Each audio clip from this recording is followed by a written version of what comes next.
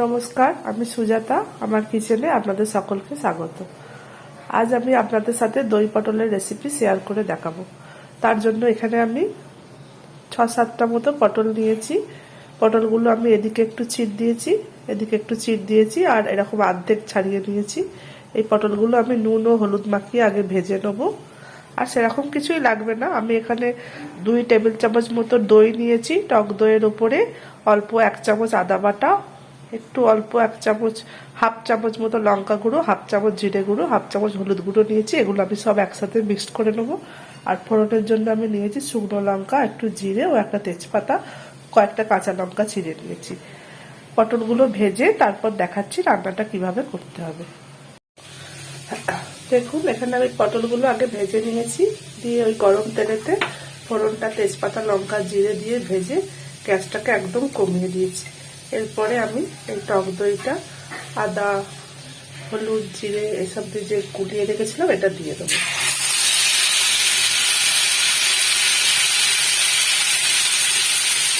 তেলটাকে আপনারা ঠান্ডা করলেই মশলাটা দইটা দেওয়ার চেষ্টা করবেন, নাহলে দইটা ফেটে যেতে পারে। দইটা খানিকক্ষণ কষিয়ে নিয়ে তারপর আমি নুন দেবো এবং পটলগুলো যোগ করবো। দেখুন, দইটা আমি কষিয়ে নিয়েছি। এবার দইটা থেকে তেলটা সেপারেট হয়ে গেছে। এবার আমি স্বাদ মতো নুন দিয়ে দেবো।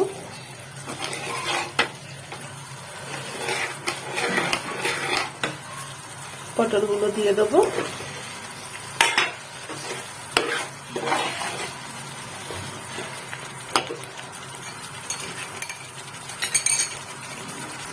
দইয়ের বাটি ধোয়া জল একটু অ্যাড করে দেবো।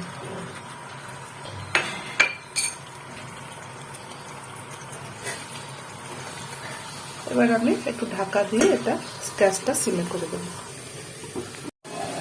দেখুন, এখানে আমার পটল একদম সেদ্ধ হয়ে গেছে।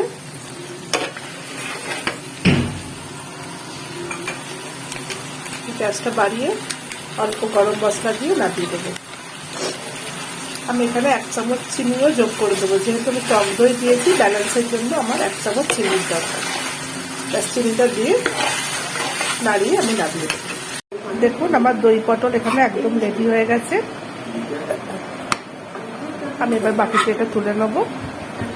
আমার রান্নাগুলো যদি আপনাদের ভালো লেগে থাকে তাহলে ইউটিউব থেকে দেখলে আমার চ্যানেলটিকে সাবস্ক্রাইব করে দেবেন এবং ফেসবুক থেকে দেখলে চ্যানেলটিকে ফলো করে দেবেন।